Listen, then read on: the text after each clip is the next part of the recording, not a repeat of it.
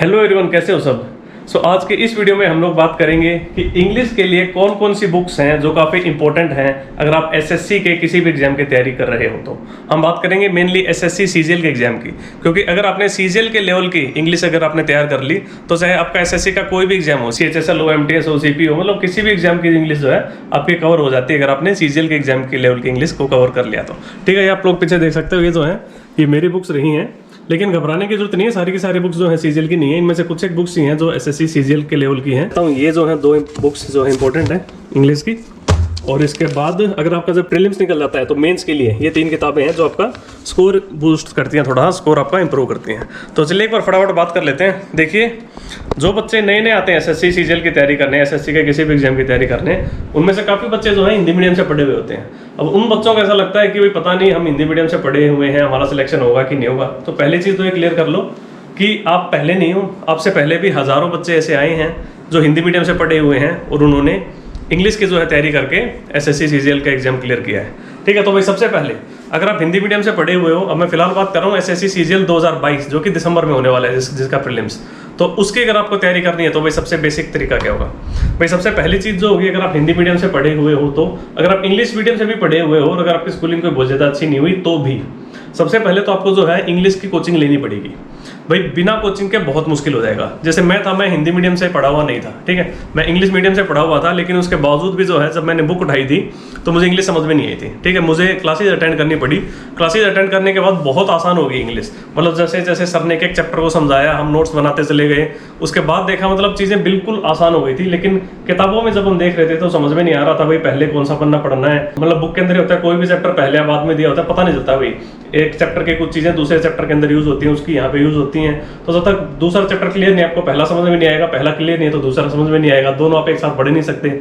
लेकिन coaching class के अंदर क्या होता है, मतलब टीचर आपको बता देता है, कुछ हिस्सा चैप्टर 2 का बता दिया, कुछ चैप्टर 6 का बता दिया, कुछ चैप्टर 1 का बता दिया। मतलब कई क्वेश्चन ऐसे होते हैं जो सिर्फ एक चैप्टर से नहीं होते, बहुत सारे चैप्टर्स का मिक्सर इसके अंदर इस्तेमाल होता है। भाई सबसे पहले जैसे मैंने बताया कि आप लोगों को एक कोचिंग लेनी है, और मैं प्रेफर करता हूँ कि अगर आप ले सको तो ऑनलाइन कोचिंग लो। ठीक है, ऑनलाइन कोचिंग लो और रिकॉर्डेड लेक्चर्स देखो। रिकॉर्डेड लेक्चर्स जो आप अपनी स्पीड से देख सकते हो, फटाफट देखो उनको और अपने जो है नोट्स बनाओ। उसके बाद जो इंपॉर्टेंट बुक आती है, इसके ऊपर कवर लगा रखा है, ये है जो केडी कैंपस की वॉल्यूम 1 नीतू सिंह मैडम की बुक है, काफ़ी इंपॉर्टेंट है। ठीक है, मतलब आपको जो क्लास में पढ़ाया जाएगा वो आप मान के चलो लगभग वो वैसा ही कुछ होगा जो इस बुक के अंदर लिखा हुआ है। ठीक है, यानी कि आपके क्लास नोट्स जो है वो मान के चलो 80 से 90% जो है इस बुक से ऑलरेडी मैच हो रहे होंगे। उसके बावजूद भी ये बुक जो है काफ़ी इंपॉर्टेंट है। मतलब इसको पढ़ने का देखो ये तरीका है, मतलब कोई भी बुक आप कोरा मत रखा करो। जैसे मेरी बुक है, मतलब इसको रंग दो पूरा, जो भी आपको इंपॉर्टेंट चीज़ लगे, जहाँ पे भी जगह मिले वहाँ पे उसको इस तरीके से लिख दो चीज़ों को। ठीक है, कुछ भी इंपॉर्टेंट लगे उसको हाईलाइट कर दो, आप देख सकते हो। मतलब कोई भी इंपॉर्टेंट चीज़ लगे कि भैया मैं इसको आगे कभी भूल सकता हूँ या फिर मुझे इसको रिवाइज करने की जरूरत है, उसको अपने हिसाब से अलग अलग कलर जो है आप दे सकते हो। ठीक है, मतलब कोई भी इंपॉर्टेंट चीज़ लगी उसको वहाँ पे आपने लिख दिया। फिर जब आप रिवीजन करोगे ना तो क्या होगा, जैसे मान लो ये पेज आ गया, जब मुझे रिवाइज करना है तो मुझे पता है बाकी चीज़ें बिल्कुल आसान है, मुझे जो रिवाइज करनी है वही है जो मैंने कलर कर रखी है। फिर स्पेशली उसके बाद जो मैंने स्टार लगा रखे हैं, कहीं 1 स्टार लगाया, कहीं 2 स्टार लगाए हैं। एक लगाया वो जब मुझे पहले चीज़ें याद नहीं हो रही थी, स्टार लगा दिया, वो याद हो गई। उसके बावजूद भी कुछ याद नहीं हुई तो 1 और स्टार लगा दिया। वो 2 स्टार वाली वो चीज़ें हैं जो उस पर मुझे ज़्यादा फोकस करने की जरूरत है। ठीक है, इस तरीके से जो भी इंपॉर्टेंट लगे उसको अब रंग दो पूरी किताब को। इसके बाद भाई जैसे आप लोगों को पता है भाई एसएससी जो है ये मांगते हैं सिर्फ प्रैक्टिस। ठीक है, एसएससी का एग्जाम सिर्फ सारा का सारा के लिए यहाँ पे जो है प्रैक्टिस का है। आप जितने ज़्यादा सवालों में से निकलोगे, जितनी ज़्यादा आपकी प्रैक्टिस होगी, उतना आप जो है बेटर परफॉर्म करोगे किसी भी एग्जाम के अंदर। अब प्रैक्टिस के लिए भी कहाँ से भाई, प्रैक्टिस के लिए एसएससी की इंग्लिश लैंग्वेज की चैप्टर वाइज, ठीक है, 16,000 प्लस जो है बुक आती है किरण पब्लिकेशंस की। अब इस बुक के अंदर खास बात क्या है, आपको 16,000 से ज़्यादा सवाल जो एसएससी ने आज तक अपने पुराने पेपर्स में पूछे हुए हैं उनको चैप्टर वाइज भाई कौन सा किस चैप्टर से आया है, मतलब उस तरीके से इनको सेग्रीगेट कर दिया है। ठीक है, अब देखो जैसे सबसे पहले यहाँ पे स्टार्ट हो रही है अपनी चीज़ें भाई कॉमन एरर्स। भाई एरर आती है अपने को पता है, मेंस की बात करें तो 20 एरर आएंगी, प्रीलिम्स की भी बात करें तो 3 एरर आती हैं। अब भाई आपको 3 सेंटेंस दिए जाएंगे और वहाँ बताना होगा भाई कौन से सेंटेंस के किस पार्ट में जो है गलती है। अब यहाँ पे आपको एरर दे दी और यहाँ बता दिया गया भाई कितनी एरर है, लगभग जो है 1437 और 307, लगभग आपके पास 1750 एरर्स जो है इसके अंदर दी हुई हैं। अब एक बात सोच के देखो, आपने एक बार क्लासेज ले ली, ठीक है, आपने बढ़िया नोट्स बना लिए, क्लासेज में आपको सिखाई गई एरर्स, फिर आपने इस बुक से भी कर लिया। उसके बाद जब आप यहाँ से प्रैक्टिस कर लोगे 1600-1700 एरर्स की, उसके बाद क्या रह जाएगा अलग से करने को, ठीक है। अब घंटा फर्क नहीं पड़ता कि आप हिंदी मीडियम से पढ़े हुए थे या इंग्लिश मीडियम से पढ़े हुए थे, आपने तो सारी की सारी एरर्स कर ली भाई। 1700 एरर्स ये मान के चलो, ये एरर्स जो है रिपीटेड होती हैं। आप हर एक एरर के टाइप वाइज अगर सेग्रीगेट कर दोगे तो मेनली 70-80 टाइप की ही एरर्स होती है। ऐसे रिपीट मारती है एरर्स को, बस थीम वही रखेगी एरर की, लेकिन सेंटेंस बदल देगी, ठीक है। कहीं पे राम था तो कहीं पे श्याम आ जाएगा, इस तरीके से। तो ये काफी एक अच्छी बुक है। इसके अंदर भी आपको पास्ट पेपर्स के आपके सारे के सारे जो हैं क्वेश्चंस मिल जाएंगे। अब ये तो बात हो गई प्रीलिम्स के आपकी बुक्स की, ठीक है। भाई देखो बुक्स से कुछ नहीं होता, उसके बाद आपको पता है मॉक टेस्ट लगाने बहुत जरूरी होते हैं, क्योंकि जब आप मॉक लगाते हो तब आपको पता चलेगा आपका एक्चुअल स्कोर क्या आ रहा है। आप वैसे कितनी पढ़ाई कर लो, आपको ये नहीं पता चलेगा जब आप एग्जाम दोगे तो आपके कितने नंबर आएंगे, ठीक है। जब आप मेन एग्जाम दोगे उससे पहले ट्राई करो, जब प्रीलिम्स का पेपर दे रहे हो तो कम से कम आपने 100-150 मॉक टेस्ट पहले लगा रखे हो, तभी आपको पता चलेगा कि आप कैसी कैसी सिली मिस्टेक्स करोगे, ठीक। और अगर अभी तक किसी ने मॉक्स नहीं लिए हैं तो मैं रिकमेंड करता हूँ कि आप टेक्स्ट बुक के मॉक्स ले लो। टेक्स्ट बुक के मॉक के अंदर आपको पुराने सारे पेपर मिल जाएंगे, ठीक है। पुराने पेपर्स के जो क्वेश्चंस होंगे सारे के सारे आपको यहाँ पे मिल जाएंगे, तो आपको ऐसा आइडिया लग जाएगा कि अगर आपने पुराने पेपर दिए होते तो आपके कितने नंबर आते, ठीक है। तब तो आप पेपर दे नहीं पाए, तब आप एलिजिबल नहीं थे। अब वही पेपर आपके पास जो है मॉक टेस्ट के फॉर्म में, अब आप मॉक टेस्ट देकर अंदाजा लगा सकते हो कि आपका स्कोर जो है क्या आ रहा है, ठीक है। काफी सस्ते हैं इनके मॉक टेस्ट और काफी एग्जाम ओरिएंटेड भी हैं। और अगर आप भाई कोड लगाओगे तो आपको फर्दर और भी एडिशनल डिस्काउंट मिल जाएगा 125 रुपीज का। और 1 ईयर का पास ले लेना, 1 ईयर का पास आपको करीब 375 रुपीज का पड़ेगा। उसमें फिर आप अनलिमिटेड जितने मर्जी मॉक टेस्ट दे सकते हो, बढ़िया मॉक टेस्ट है, कोई दिक्कत नहीं आएगी। भाई कोड लगा के आप जो यहाँ पे डिस्काउंट ले लेना।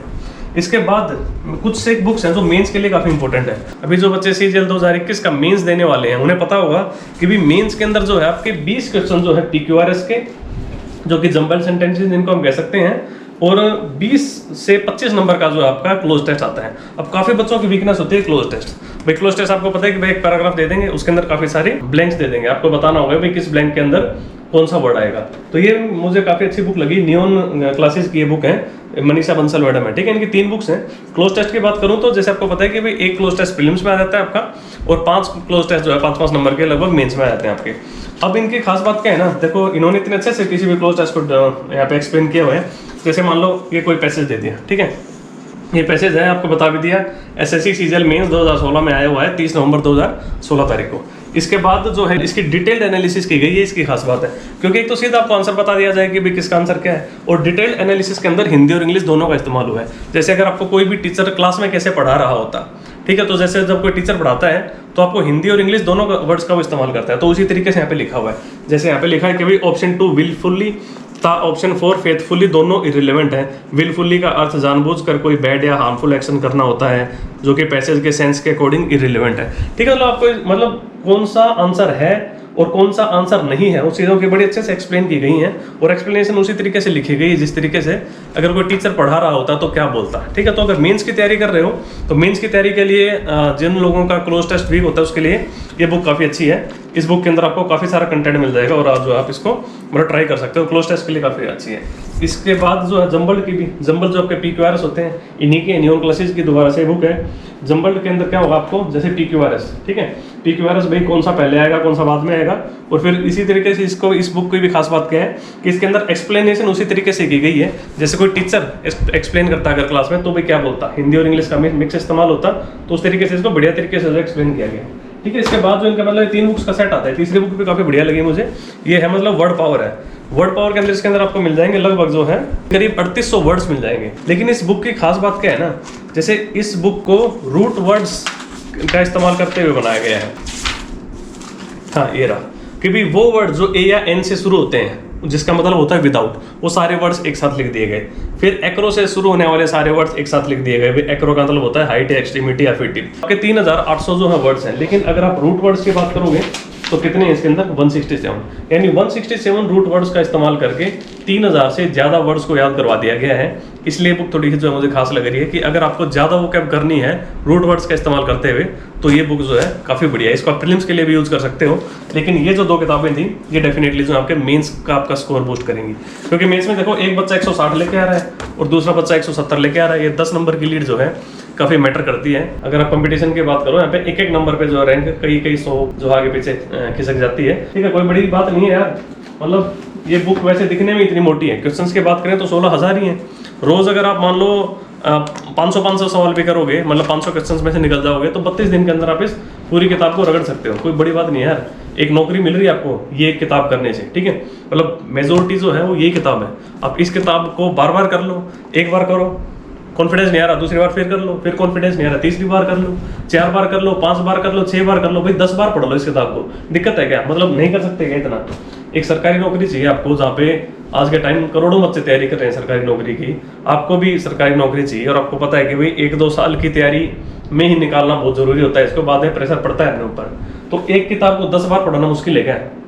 अगर कोई मुझे कह दे भाई ये किताब है, इसको 10 बार पढ़ लो, आपका सिलेक्शन हो जाएगा, मैं तो इसको बहुत सस्ता सौदा मानूंगा यार, बहुत बढ़िया बात है। तो ये किताब 10 बार पढ़ने से अगर सिलेक्शन हो रहा है, मतलब इंग्लिश अच्छी हो रही है तो ठीक है, मतलब कर सकते हो आप, कोई बड़ी बात नहीं है।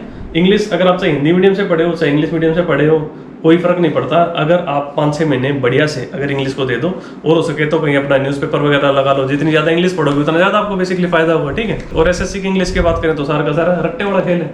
मतलब है कि एसएससी की इंग्लिश वही रिपीटेड सी चीजें आती हैं। आपको पता है रट्टा भी मार के मतलब कोई भी एसएससी की इंग्लिश को निकाल सकता है कोई बच्चा। मतलब अब देखो 160 से ऊपर तो हर बच्चा मार रहा है मेंस के अंदर बात करें तो, जिसने भी थोड़ी ढंग की तैयारी कर रखी है तो। क्योंकि एसएससी जो है पेपर को रिपीट मारती है। अब 2015 से पुराने पेपर उठा के देख लो कितनी वैरायटी थी उस टाइम पे। तब मतलब इंग्लिश में 150 नंबर लाने बड़े मुश्किल हो जाया करते थे, लेकिन आज हर बच्चा जो 160, 165, 170 तक इजीली टच कर जाता है, ठीक है। तो चलिए इस वीडियो में इतना ही रखते हैं। Tata, take care, bye bye.